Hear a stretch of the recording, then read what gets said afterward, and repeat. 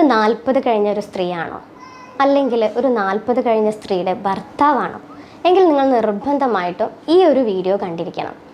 ഈ ഒരു വീഡിയോ കാണുന്നതോടുകൂടി നിങ്ങളുടെ പല സംശയങ്ങൾക്കുള്ള മറുപടികൾ നിങ്ങൾക്ക് കണ്ടെത്താൻ പറ്റും. അതുപോലെ തന്നെ നിങ്ങളുടെ പല പ്രശ്നങ്ങൾക്കുള്ള ഉത്തരങ്ങളും നിങ്ങൾക്ക് കിട്ടും. അതുപോലെ പരിഹാര മാർഗങ്ങളും നിങ്ങൾക്ക് കിട്ടും. അപ്പോൾ എനിക്ക് പറയാനുള്ളത്, നിങ്ങൾ ഈ വീഡിയോ നിർബന്ധമായിട്ടും കണ്ടിരിക്കണം. നമ്മുടെ OP-യിൽ ഞാൻ മിക്ക ദിവസങ്ങളിലും കാണുന്ന കേസസാണ് ദാമ്പത്യപരമായിട്ടുള്ള പ്രശ്നങ്ങൾ. ഭാര്യ ഭർത്താക്കന്മാരുടെ ഇടയിൽ വരുന്ന ഒരുപാട് പ്രശ്നങ്ങൾ. അതിൽ നമ്മൾ ഭാര്യയുടെ അടുത്തും ഭർത്താവിൻ്റെ അടുത്തും കേസസ് എടുത്ത് കൗൺസിലിംഗ് സെക്ഷൻസ് ഒക്കെ നടത്തുമ്പോൾ അവരുടെ അടുത്ത് കാര്യങ്ങൾ ചോദിച്ചറിയുമ്പോൾ ഭർത്താവ് പറയുന്ന കാര്യം എന്താണെന്ന് വെച്ചാൽ, ഡോക്ടറെ, ആളാകെ മാറിപ്പോയി, അവളിപ്പോൾ പണ്ടത്തെ ആളൊന്നുമല്ല, അവൾക്ക് എന്തൊക്കെയോ മാറ്റങ്ങൾ വരുന്നുണ്ട്, അവൾ വെറുതെ ദേഷ്യപ്പെടുക, എൻ്റെ അടുത്താണെങ്കിലും മക്കളുടെ അടുത്താണെങ്കിലും ഒക്കെ ഒരു നിസ്സാര കാര്യങ്ങൾക്ക് വെറുതെ ദേഷ്യപ്പെടുക. അതുപോലെ തന്നെ നമ്മുടെ ബെഡ്റൂമിൽ കയറി കഴിഞ്ഞാൽ അവൾ പോയി അങ്ങ് കിടന്നുറങ്ങും. പിന്നെ എൻ്റെ ആവശ്യങ്ങൾ എന്തെല്ലാം ആണ് എന്നുള്ളതൊന്നും അവളിപ്പോൾ ചിന്തിക്കുന്ന പോലുമില്ല. അവൾക്ക് ഈ ഒരു ലൈംഗികതയിൽ തീരെ ഒരു താല്പര്യമില്ലാതായി തുടങ്ങിയിട്ടുണ്ട് ഡോക്ടറെ എന്നുള്ളത് ഭർത്താവ് പറയും. അപ്പോൾ അത് കേട്ടതിന് ശേഷം നമ്മൾ ഭാര്യയുടെ അടുത്ത് എന്താണ് ഈ പ്രശ്നങ്ങൾക്ക് കാരണം എന്നുള്ളത് അവരുടെ അടുത്ത് ചോദിക്കുമ്പോൾ അവർക്കും അവരുടേതായിട്ടുള്ള മറുപടികളുണ്ട്. അവർ പറയുന്നത് എന്താ വെച്ചാൽ, ശരിയാണ് ഡോക്ടറെ, എൻ്റെ ഭർത്താവ് പറഞ്ഞതൊക്കെ സത്യമായിട്ടുള്ള കാര്യങ്ങൾ തന്നെയാണ്, എനിക്ക് ഒരുപാട് മാറ്റങ്ങൾ വന്നിട്ടുണ്ട്, അത് എന്തുകൊണ്ടാണ് എന്നുള്ളത് എനിക്ക് മനസ്സിലാകുന്നില്ല, ഞാൻ വെറുതെ ദേഷ്യപ്പെടുന്നുണ്ട്, വീട്ടിലെ ഭർത്താവിൻ്റെ അടുത്താണെങ്കിലും മക്കളുടെ അടുത്താണെങ്കിലും ഒക്കെ ഞാൻ വെറുതെ ദേഷ്യപ്പെടുന്നുണ്ട്, അതുപോലെ തന്നെ ചില സമയങ്ങളിൽ എനിക്ക് സങ്കടം വരുന്നുണ്ട്, ഞാൻ ഒറ്റയ്ക്കിരുന്ന് കരയുന്നുണ്ട്, അതുപോലെ തന്നെ എനിക്ക് മുന്നത്തെ പോലെ എനിക്ക് ഈ ഒരു സെക്സ് എന്നുള്ളൊരു സംഭവം ആസ്വദിക്കാൻ കഴിയുന്നില്ല, എനിക്ക് എൻ്റെ ഭർത്താവിനെ തൃപ്തിപ്പെടുത്താൻ കഴിയുന്നില്ല, എനിക്കതിന് ശാരീരികപരമായിട്ടുള്ള പല ബുദ്ധിമുട്ടുകളും ഞാൻ അനുഭവിക്കുന്നുണ്ട്, എനിക്കത് ആരുടെ അടുത്തും പറയാനും കഴിയുന്നില്ല. പിന്നെ അതുപോലെ തന്നെയാണ് അവർക്ക് മാനസികപരമായിട്ട് പല ചിന്തകളും അവരുടെ ഉള്ളിലേക്ക് ഇങ്ങനെ കയറി വരുന്നുണ്ട് എന്നുള്ളത് പറയാറുണ്ട്. അപ്പോൾ ഇതിൻ്റെ കാരണങ്ങൾ നമ്മൾ എന്താണ് എന്ന് അന്വേഷിക്കുമ്പോഴാണ് ആ സ്ത്രീ ഒരു 40 കഴിഞ്ഞ സ്ത്രീ ആയിരിക്കും. ഒന്നുകിൽ അവർ ആർത്തവവിരാമത്തോട് അടുത്തുകൊണ്ടിരിക്കുന്ന ഒരാളാകാം, അല്ലെങ്കിൽ ആർത്തവവിരാമം സംഭവിച്ചൊരു സ്ത്രീ ആയിരിക്കാം. അപ്പോൾ ഈ ആർത്തവവിരാമത്തിൻ്റെ ഭാഗമായിട്ടാണ് അവരിൽ ഈ ഒരു പ്രശ്നങ്ങളെല്ലാം ഉണ്ടാകുന്നത്. അത് അവരുടെ ദാമ്പത്യത്തിൽ തന്നെ വിള്ളലായിട്ട് വരുന്നുണ്ട്. അപ്പോൾ ഇന്നിവിടെ ഞാൻ നിങ്ങളുടെ അടുത്ത് പറഞ്ഞ് മനസ്സിലാക്കി തരാൻ പോകുന്നത് എന്താണ് ആർത്തവവിരാമം, അതിൽ ഒരു സ്ത്രീക്ക് അനുഭവിക്കുന്ന ബുദ്ധിമുട്ടുകൾ എന്തെല്ലാമാണ്, അതൊരു ഭർത്താവ് എങ്ങനെ മനസ്സിലാക്കണം എന്നുള്ളതിനെക്കുറിച്ചാണ് ഞാൻ നിങ്ങൾക്ക് പറഞ്ഞു തരാൻ പോകുന്നത്. ഞാൻ doctor Nitasha Muhammad, doctor Basil's homoeopathy hospital, Malappuram ജില്ല, പാണ്ടിക്കാട്, കോഴിക്കോട്, നടക്കാവ്.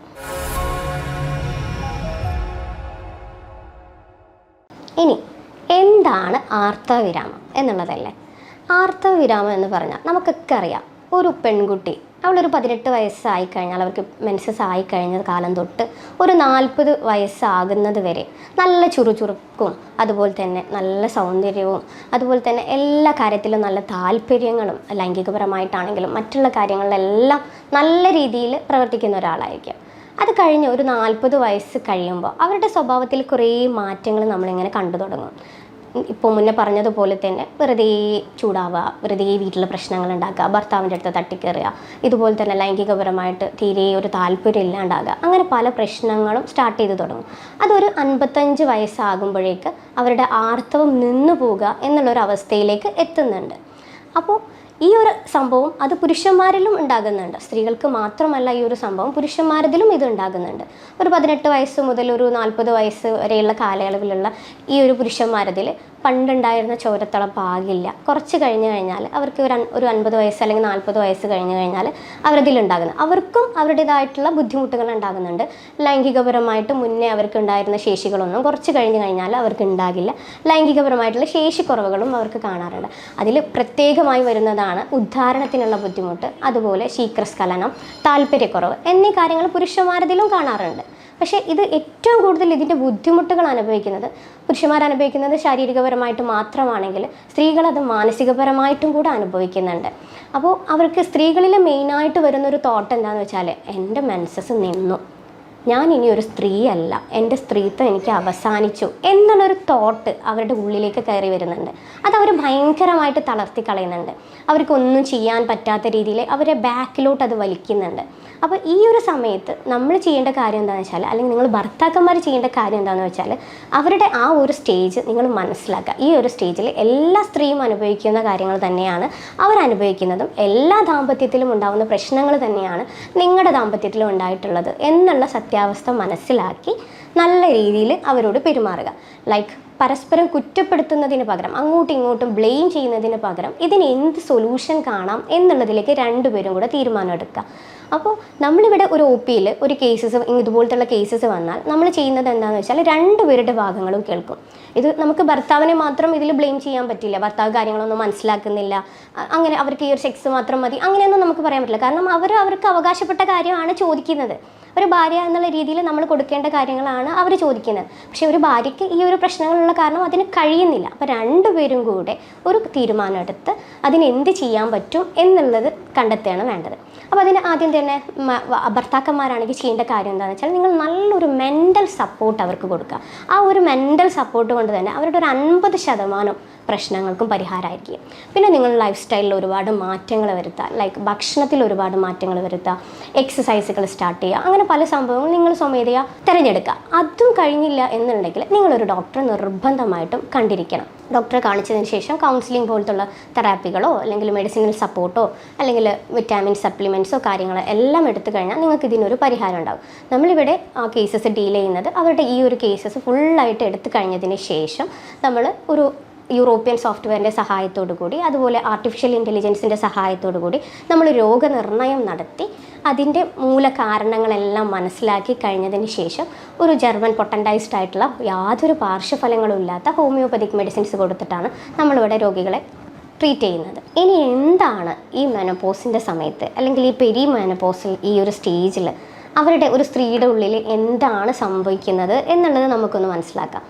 ഈ ഒരു ആർത്തവ വിരാമത്തിൻ്റെ ഈ ഒരു സമയത്ത് അവരുടെ ഉള്ളിൽ, ഞാൻ മുന്നേ പറഞ്ഞു, ഒരു 18 വയസ്സുകാരിയുടെ ഉള്ളിലുണ്ടാകുന്ന ആ ഒരു പ്രസരിപ്പിന് കാരണം അവരുടെ ഉള്ളിലുള്ള സ്ത്രീകളുടെ ഹോർമോണായിട്ടുള്ള ഈസ്ട്രജൻ, പ്രൊജസ്ട്രോൺ, അതുപോലെ ടെസ്റ്റോസ്റ്റിറോൺ, ഈ ഹോർമോണുകളുടെ ഫലമായിട്ടാണ് അവർക്ക് ആ ഒരു പ്രസരിപ്പും അവരെ പുരുഷന്മാർ കൂടുതൽ അട്രാക്റ്റഡ് ആയിട്ട് വരുന്നത്. അപ്പോൾ ഈ ഒരു ആർത്തവ വിരാമത്തിൻ്റെ സമയത്ത് ഈ ഒരു ഹോർമോൺസുകൾ അല്ലെങ്കിൽ ഈ പെരി മെനോപോസൽ സ്റ്റേജിൽ ഈ ഹോർമോൺസുകളെല്ലാം പതിയെ ഇങ്ങനെ കുറഞ്ഞു തുടങ്ങും.